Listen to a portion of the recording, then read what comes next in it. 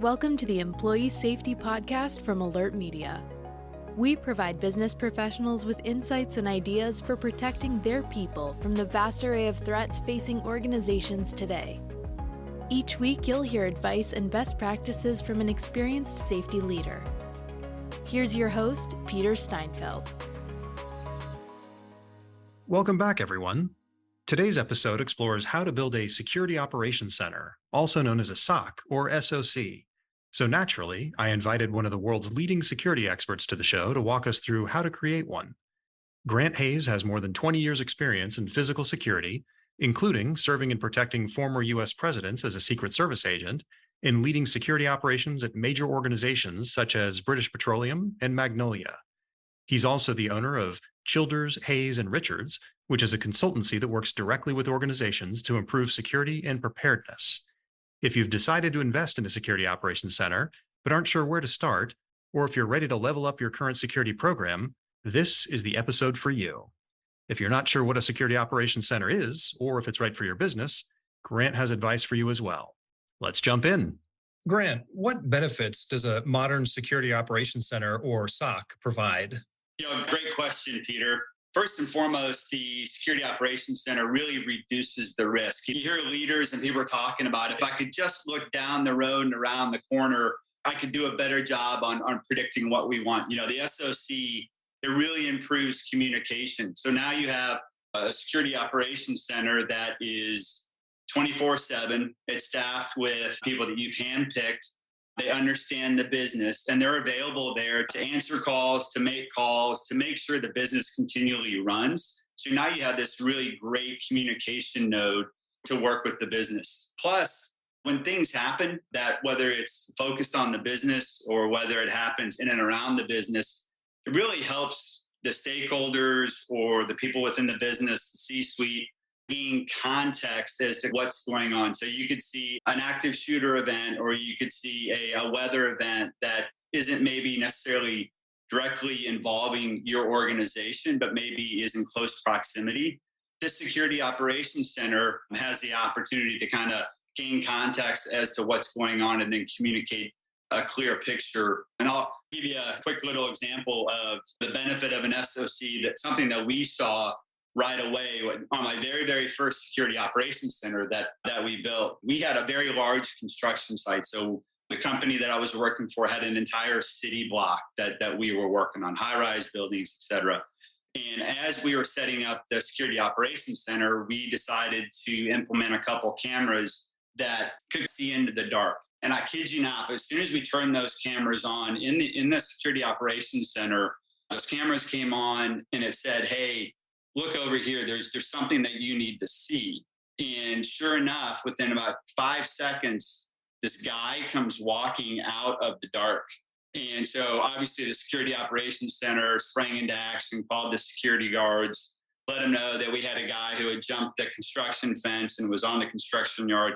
Who knows what he was there to do, but if we wouldn't have had that Security Operations Center, if we wouldn't have used that technology, what might have happened that night? Who knows? Maybe it was someone just cutting through, but maybe it was someone there doing something nefarious. So it really helps organizations know what's going on that maybe they didn't know before, if that makes sense. No, it does. That's fantastic. Let's say I'm a security leader. We probably have a number listening, and the organization has made the decision to go ahead and invest in a security operations center. Where would I begin? It's one of those things that, I always encourage people, hey, just get it started, right? You'll make your mistakes. But if we're talking perfect world here, the best thing to do is really ask the right questions. So engage the security organization, all the different potential business unit leaders, and help understand what the business is, where it's going, what are their needs, and how can security or having a security operations center support that organization in the business. So what that will help you do really is, now that you're understanding what the business does, you can then align the security goals or how you're building your organization with kind of your organizational priorities. And what that does, that aligns then security with the business. And, one of the things that I learned a couple of years into the business, building one of these security operations center, was I had a chief operations officer come to me after we had one of these kind of conversations on, what do you need? This is what we do kind of thing. And he said, hey, listen, Grant, you know what? He goes, I know security can bring all these really cool tools to the table, and there's really these cool bells and whistles that you guys do. He said, but when you look at the business that I do, and he was the COO, and he said, when you look at the business that we do, he said, is there something that you guys have in your toolkit that will help me take a spinning plate away from him, help me reduce his workload if there's a tool that I have in our security operations center that will help them do that? And immediately the little light bulb went off on, that makes total sense. We have this program. What about this? And how would this help? And I can tell you that just by having that conversation, understanding his business, and then looking at what the security operations center does and the tools that we have, we were immediately able to save our COO hundreds of thousands of dollars. And so it was really through all these, asking the right questions, understanding the business, how will you support them? What tools do you have that they don't have that will make their life easier? Really builds then this trust and this foundational relationship with the rest of the business. One, that they understand that what the business is doing, right? So you're just not there operating as this individual entity, but you're operating in a way that you are actively working each day to support the business. And that just means that all of a sudden you have their trust. And so they're going to come to you with different situations, questions that they may need in the future. And that really just starts your security operations center off in the right direction by asking those right questions, ones that really support the business. Yeah, it seems like there's a 2-level approach here. It's sure you got to come on board and do all the basic blocking and tackling, get the cameras up like you talked about, everything everyone would expect, but then take it to the next level once you get that in place, and then really talk with the business and see how you can better help them achieve their objectives. Right. There's so many tools, when we think about lone worker, or you talked about cameras, card readers, we talk about threat intel platforms. There's so many things within each one of those specific things that you can take and really look at and go, hey, how does this apply to that certain business? And how does it really add value? And there's so many things there that I think security leaders sometimes don't take the time to hit the pause button, fully understand all the tools that they have in the security operations center. Because we're just looking at it from a security mindset, right? We're thinking security, risk, business continuity. But if you take a step back and have these conversations, you fully understand your business, you go, you know what? This really helps operations, and this is how this helps them. And it just completely changes your relationship with the business, because now you're not singularly focused. You now have several things that you can offer to the business. Yeah, it reminds me of an example. There's an organization that had a logistics team that needed some help understanding where there were shutdowns and traffic, blockades, things like that. And if they could get their trucks around those locations, they could get their goods to different stores and warehouses much more quickly. And the security team ponied up and helped them with that, helped them get that intel. And it made a huge difference to the business. Yeah, depending on what industry you're in and the different tools that you've decided to put in your security operations center, there are so many ways that you can just help the business. Again, it's not just security. There's a customer service aspect to the business as well. And there's tools that we have that can just make the business more operationally sound. And it may have nothing to do with security, but we have a line of sight into something that maybe the business doesn't. And because we have that line of sight into traffic or weather or intel or whatever, by sharing that information with them, that might help them take a hard right turn instead of taking a left turn. And I'll just give you a quick example. There was a large oil and gas company, one of the majors I used to work for.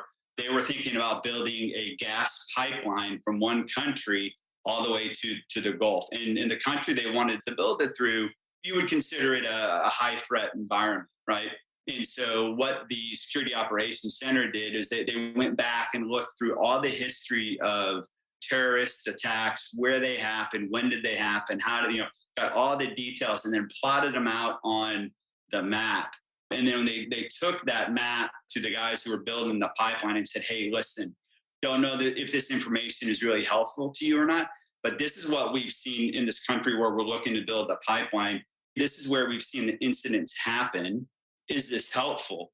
And the pipeline, guys who were saying, oh my gosh, that's super helpful. And what they ended up doing was they ended up building the pipeline around all the incidents that the security team had lined out and put on the map, and really reduced the risk of that pipeline, not only interrupting it while it's being built, but then interrupting it while it's flowing. So it was an amazing collaboration between security and operations. It was really neat to see. Yeah, that's a fantastic story and true value to the business. Now, when people think of security operations centers, they oftentimes in their mind think of mission control from NASA. This giant room, screens everywhere, people in front of computers with headsets on. How do you determine the appropriate size and scope of an SOC for your organization? Right. No, it's a great question. And yeah, everybody always asks, is this Minority Report? And, what is this thing going to look like? Right. And my first answer was, well, it depends on your business, right? It depends on what line of work that you guys are currently in could drive how big your security operations center is. Are you located in one city, or do you have multi-cities? Are you global? Are you working in a high threat environment? I think all those things go into the size and scope of your security operations center. And I want to go back to one of the first things we talked about, Peter, and it's understanding your business, right? It's understanding what your business does day to day and how does security fit into that. And once you understand that, that will help you initially start to put the pieces of the puzzle together to build that foundation as to what your security operations center is going to look like. So I can't say, hey, you're going to need 3 screens, 4 TVs, 3 people, 4 desks. It's really, hey, what is your business doing? How are you going to operate inside that business? How big is your business? And go from there. Does that make sense? It does. Would it make sense to maybe start small and then continue to grow as you see the benefit and the work that gets created?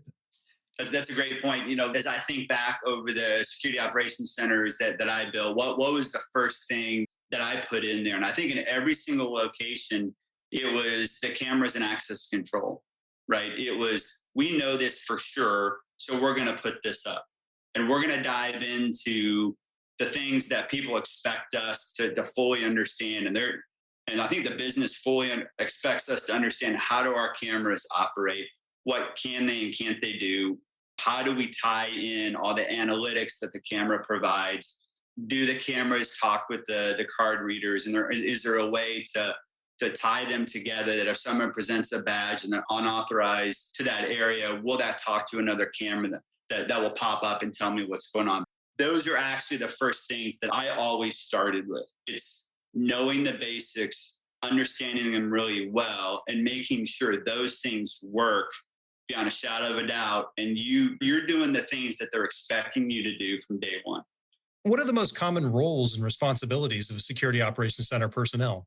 So common roles and responsibility of security personnel are really dependent on the type of industry or business the security professional is operating. If it's just a basic business environment that you and I operate in every day, you want people who are good at multitasking, that are as good listeners as they are communicators. They're calm under pressure. They know when to escalate issues, ask the right questions. They have to be able to determine, is this risk or this threat or this security issue that I'm looking at, what's the real issue here, and how am I going to communicate it to? Who am I going to communicate it to? Is it, do I have to just log it in the note, hey, this happened?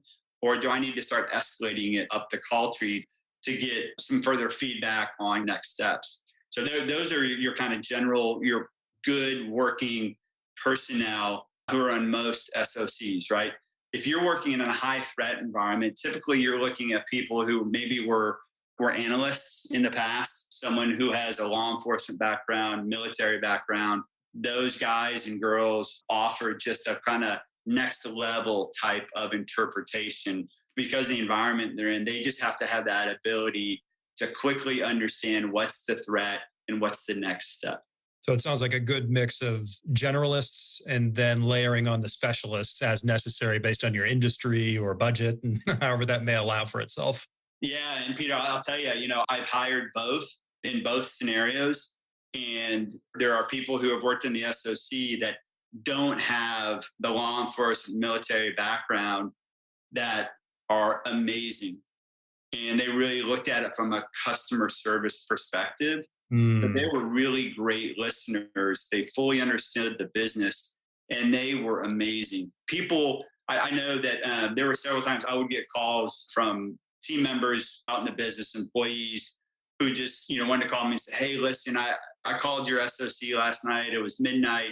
So-and-so answered the phone and they were really great. They got me all the answers that I needed.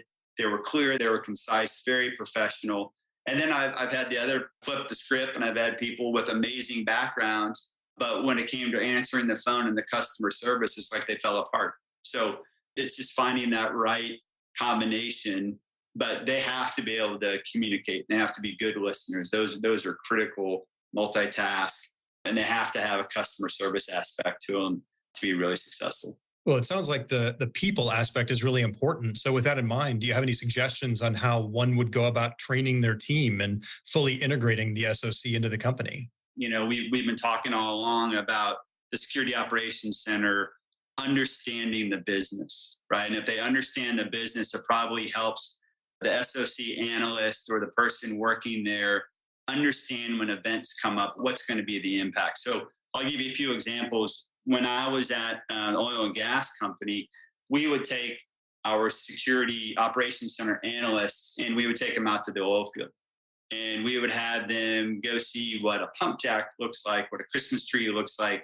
We would have them look and see what a drilling rig that was drilling for gas or oil, what it looked like and all the things that went on.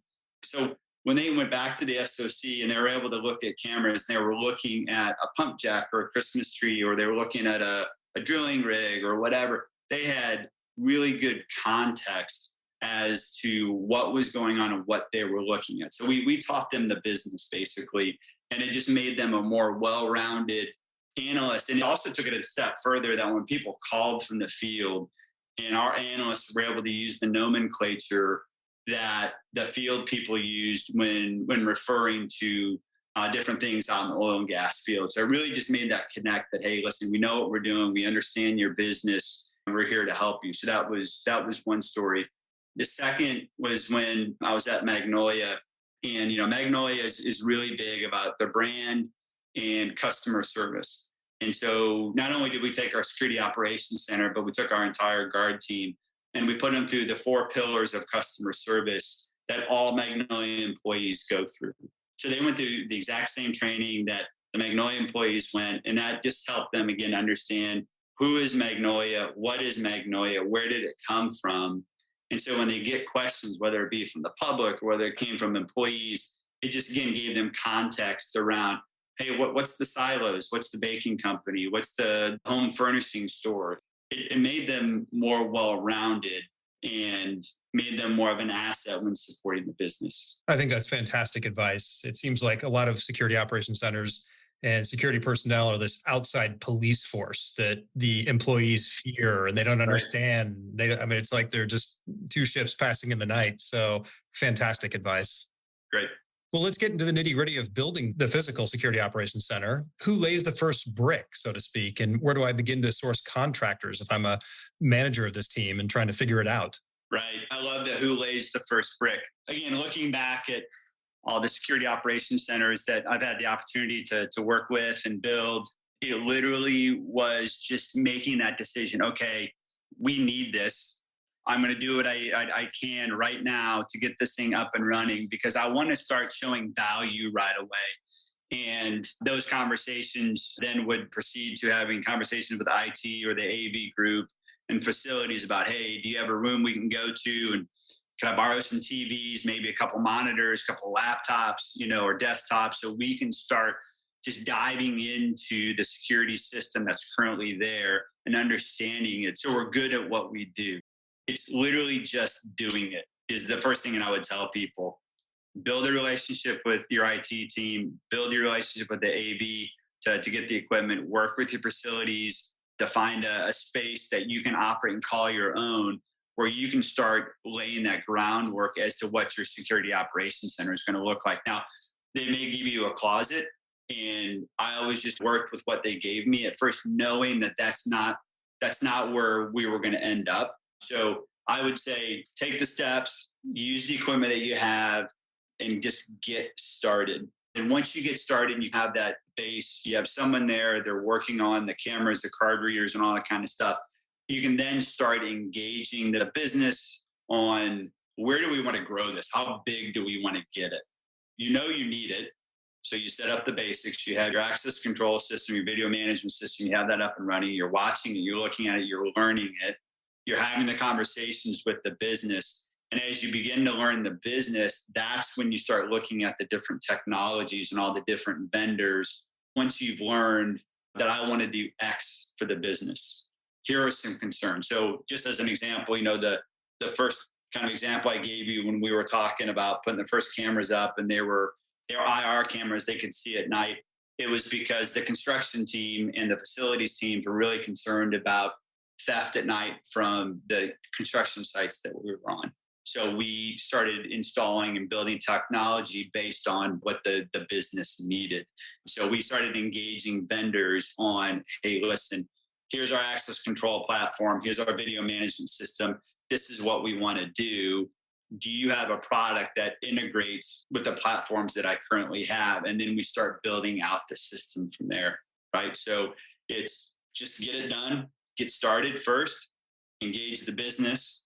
And then once you understand what the business needs, start engaging the different vendors to either acquire the technology that you need or figure out, does your current system give you the things that you need to support the business? So you start there, right?